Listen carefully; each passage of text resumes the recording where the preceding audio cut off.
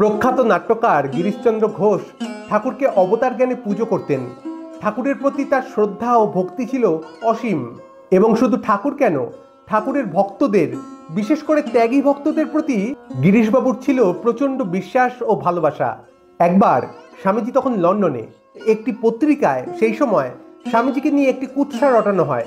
তো সেই পত্রিকার খবরটি দেখে হরমোহন মিত্র মহাশয় গিরিশবাবুর কাছে এসে স্বামীজির নামে কটূক্তি করেছিলেন। তো তার উত্তরে গিরিশবাবু বলেছিলেন যে ঠাকুর বলতেন, নরেন্দ্র এরা সব সূর্যোদয়ের আগে তুলে রাখা মাখন, এরা কি আর জলের সাথে মেশে? তাই এরা কখনোই অন্যায় করতে পারে না। এবং যদি আমি কখনো নিজের চোখে এদেরকে অন্যায় করতে দেখি, তাহলে বলবো আমার চোখের দোষ, সেটি চোখ উপড়ে ফেলবো, কিন্তু এরা অন্যায় করতে পারে না। কি অটুট বিশ্বাস গিরিশবাবুর! কতটা ভালোবাসলে এই কথাটি এতটা দৃঢ়তার সাথে বলা যায়। এই প্রসঙ্গে আরও একটি ঘটনা এখানে উল্লেখ করব।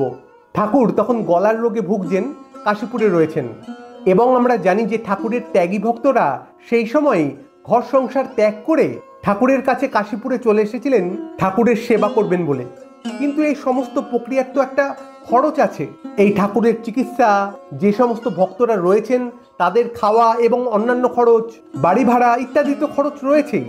তো আমরা জানি যে সেই সময়ের এই খরচাগুলো গৃহী ভক্তরা সবাই মিলে ভাগ করে দিতেন।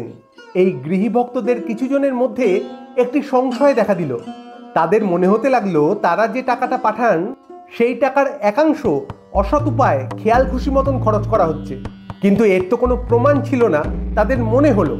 তো তারা ঠিক করলেন যে আমরা এবার থেকে এই খরচপাতির একটা হিসেব রাখবো। কোথায় কি খরচা হচ্ছে এইটির হিসেব আমাদেরকে দিতে হবে, তাহলে আর এই নরেন বা এরা খুশি মতন খরচ করতে পারবে না। তো এই গৃহী ভক্তরা খরচ চাইলেন ত্যাগী ভক্তদের কাছে। যদিও এইটিতে স্বামীজি এবং অন্যান্যরা বেশ জোরালো আপত্তি জানিয়েছিলেন। স্বামীজি বলেছিলেন, এখানে আমরা সব ত্যাগ করে ঠাকুরের সেবার জন্য এসেছি, আমরা কি এখানে আমোদ প্রমোদ করছি? তাহলে এত হিসাব নিকাশ কেন হবে? অর্থাৎ মোট কথা, এই বিষয় নিয়ে ত্যাগী ভক্ত এবং গৃহী ভক্তদের মধ্যে একটি মতান্তর দেখা দেয় এবং এইটি গিয়ে পৌঁছয় ঠাকুরের কানে। এবং ঠাকুরও বেশ বিরক্ত হন ভক্তদের নিজেদের মধ্যেই এই দ্বন্দ্বের সূত্রপাত দেখে। এবং ঠাকুরকে এরপর থেকে ভিক্ষে করে খাওয়ানো হবে এরকম প্রস্তাবও ওঠে। তো যখন এই বিষয় নিয়ে একটা মতান্তর জোরালো রূপ নিচ্ছে, পরিস্থিতি বেসামাল হয়ে উঠছে, সেই সময় সংকট মোচনের মতন গিরিশবাবু এসে মুক্ত কণ্ঠে বলেছিলেন, গিরিশ ঘোষ কি মরে গেছে? কারোর কিচ্ছু করতে হবে না। আমি আমার বাড়ির এক একটি ইট বেচে এখানকার সমস্ত খরচা করব।